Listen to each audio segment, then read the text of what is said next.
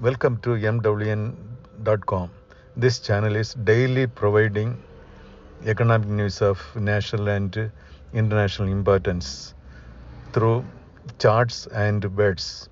Subscribe MWN.com. Thank you.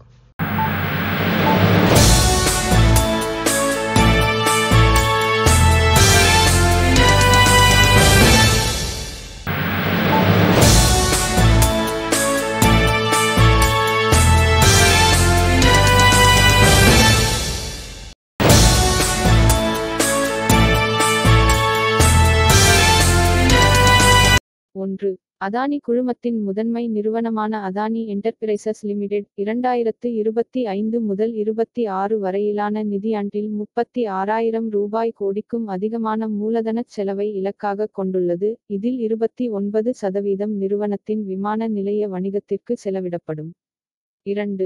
சுரங்க சொத்துக்களின் மேம்பாட்டிற்காக மூலதனத்தை திரட்ட சுரங்க நிறுவனமான வேதாந்தா ரிசோர்சஸ் அதன் ஜாம்பியா செப்பு வணிகமான கொங்கோலா செப்பு சுரங்கங்களை அமெரிக்க சந்தையில் பட்டியலிடுவது உட்பட பல விருப்பங்களை பரிசீலித்து வருவதாக நிறுவன அதிகாரி ஒருவர் தெரிவித்தார்.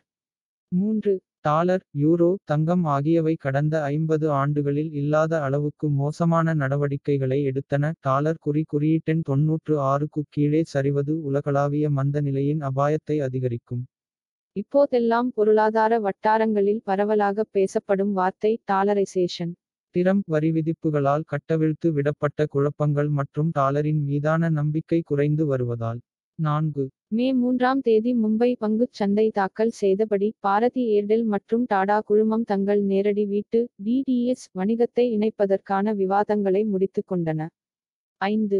செயற்கை நுண்ணறிவை ஏஐ ஏற்றுக்கொள்வது ஊடகங்கள் மற்றும் பொழுதுபோக்கு நிறுவனங்களின் வருவாயை 10% அதிகரிக்கவும் செலவுகளை 15% குறைக்கவும் உதவும் என்று எர்ன்ஸ்ட் யங் நிறுவனம் வேவ்ஸ் உச்சிமாநாட்டின் முதல் பதிப்பின் போது வெளியிடப்பட்ட ஒரு அறிக்கையில் தெரிவித்துள்ளது.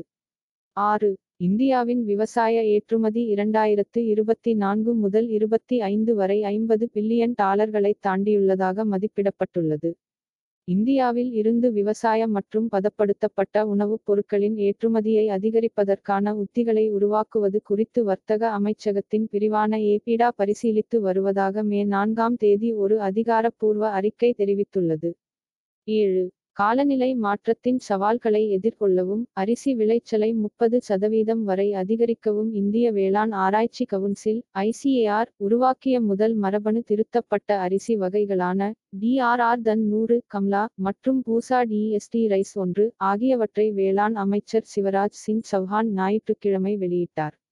8. இந்தியாவின் வடகிழக்கு மாநிலங்கள் 11 முதல் 12% வரை வளர்ந்து வருகின்றன. உலகளாவிய தெற்கத்திய நாடுகள் அனைத்திற்கும் ஒரு மிகப்பெரிய வாய்ப்பை வழங்குகின்றன என்று மத்திய அமைச்சர் ஜோதிராதித்ய சிந்தியா கூறியுள்ளார். தென்கிழக்கு ஆசிய பிராந்தியம் முழுவதிலும் உள்ள பொருளாதாரங்கள் மற்றும் வர்த்தக வலையமைப்புகளில் அதன் வரலாற்று மற்றும் அடிப்படை முக்கியத்துவத்தை அடிக்கோடிட்டு காட்டியுள்ளார். 9. PTI உடனான ஒரு நேர்காணலில் அதானி குழுமத்தின் முதன்மை நிறுவனமான APSEZ விழிஞ்சம் சர்வதேச துறைமுகத்தில் 2ஆம் கட்டத்தில் 13,000 ரூபாய் கோடியை முதலீடு செய்யும் என்றும் இது இந்த ஆழ்கடல் துறைமுகத்தின் சரக்கு கையாளும் திறனை தற்போதைய 1.2 மில்லியன் to 20 அடி சமமான அலகுகள் இலிருந்து 2028ஆம் ஆண்டுக்குள் கிட்டத்தட்ட 5 மில்லியன் to ஆக உயர்த்தும் என்றும் கூறினார். 10. இந்தியாவின் டீசல் நுகர்வு ஏப்ரல் மாதத்தில் மீண்டும் உயர்ந்தது. கோடைக்காலம் வெப்பமான பகல்கள் மற்றும் இரவுகளுடன் தொடங்கியதால் பல மாதங்களாக குறைந்த அல்லது எதிர்மறை வளர்ச்சியின் பின்னர் தேவையில் 4% அதிகரிப்பு பதிவு செய்யப்பட்டது.